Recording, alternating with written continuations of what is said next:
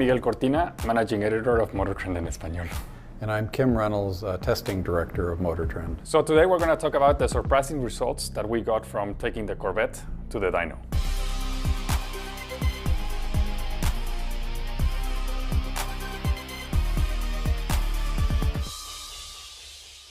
So we're wrapping up Car of the Year and we have the mid-engine Corvette one more day. We decided to take it to the real MPG test, but turns out that they don't have the right equipment for it.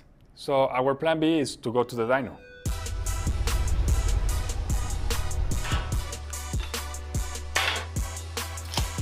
The first question was what gear ratio to use. Yeah, we called Chris Walton. Chris's best guess was to do it in 5th gear.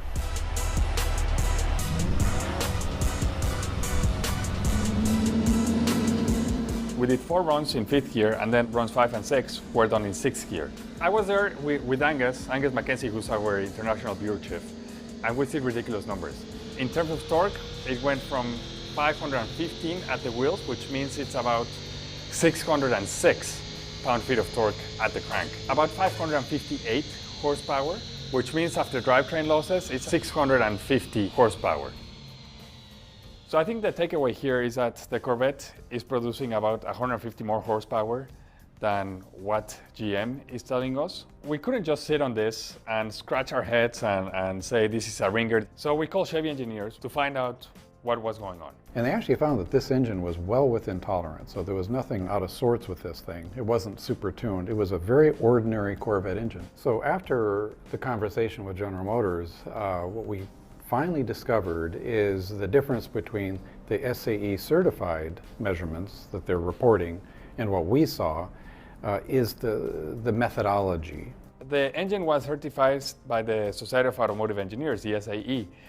And so the SAE acts like as a third party and follows these super strict rules. A normal dyno pull, as you witnessed, you put the car on rollers and you tie it down and you run it. The SAE certified method, the car doesn't just accelerate quickly through its RPM range, but it goes through steps where it runs at certain RPM levels all the way up to red line. So that's much more stressful on the engine. It's generating a lot more heat. So you're going to end up with lower numbers. And so these 495 horsepower and 470 pound-feet of torque are given to Chevy, and so Chevy has to stick with those numbers. It's not Chevy coming out and saying, our car is making this.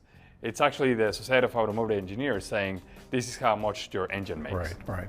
So which of these numbers is true? The 495 that Chevrolet is claiming or the 650 that we saw?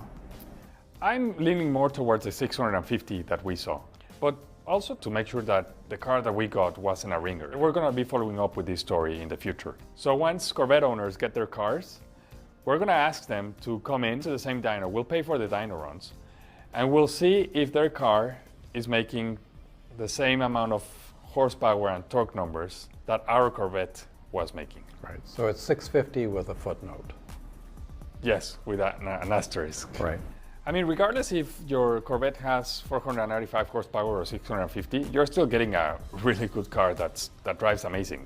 Yeah, a car that does 2.8 seconds to 60 miles per hour, that's the number that really matters.